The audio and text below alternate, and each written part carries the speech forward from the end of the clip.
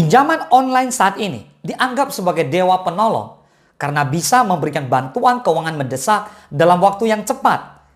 Namun meski memberikan manfaat dalam waktu yang singkat, pinjaman online juga memiliki sisi negatif dan positif. Sebaiknya, sebelum memulai mencobanya, Anda harus mengetahui dahulu apa saja kelebihan dan kekurangan pinjaman online ini. Pinjaman ini dilakukan secara online, ya, dengan persyaratan yang tidak terlalu sulit. Bahkan Anda bisa mendownload aplikasinya melalui Play Store yang telah disediakan oleh perusahaan fintech. Dengan kemudahan dalam cara mengurus pinjaman, keberadaannya semakin banyak diminati oleh masyarakat. Sebelum kita lanjut, ayo silakan subscribe channel ini. Karena di channel ini, saya akan lebih banyak membahas mindset entrepreneur, investasi saham, membangun aset, bisnis digital franchise, dan formula menjadi seorang entrepreneur sejati. Let's talk about it!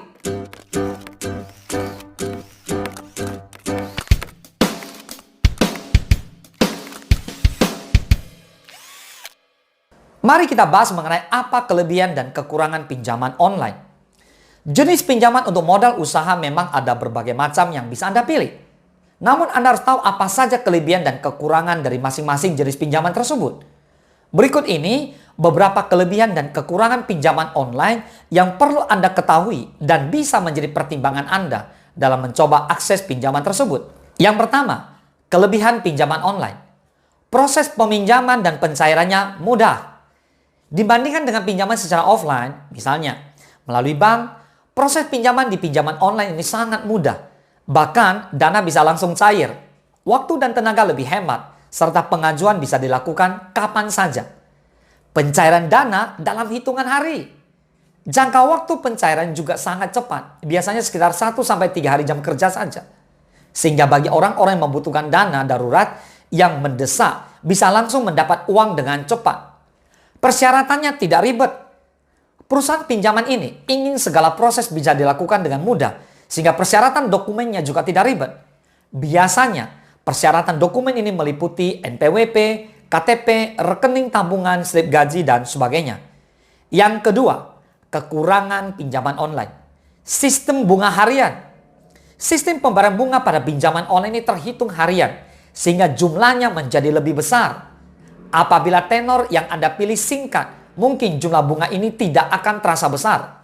Tapi jika kebetulan Anda mengambil tenor yang cukup lama, maka biaya bunga ini akan terasa lebih besar dan berat. Jumlah suku bunga tinggi. Jika Anda meminjam dana dari pinjaman online, maka Anda akan mengalami kerugian.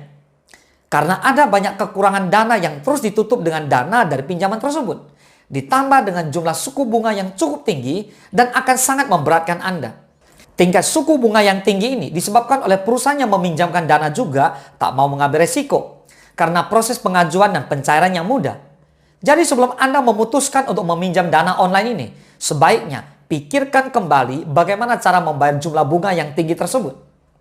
Berikutnya adalah data pribadi bisa disalahgunakan. Data pribadi Anda sudah ada di perusahaan yang meminjamkan dana secara online tersebut. Tetapi jika Anda tidak membayar pinjaman dana dengan benar, maka Anda bisa dirugikan dengan data pribadi yang bisa saja disalahgunakan.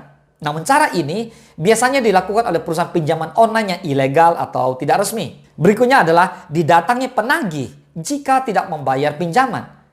Nasabah yang tidak bayar pinjaman dengan tepat waktu atau menunggak hingga beberapa bulan akan terkena risiko ditagih secara langsung oleh pihak perusahaan.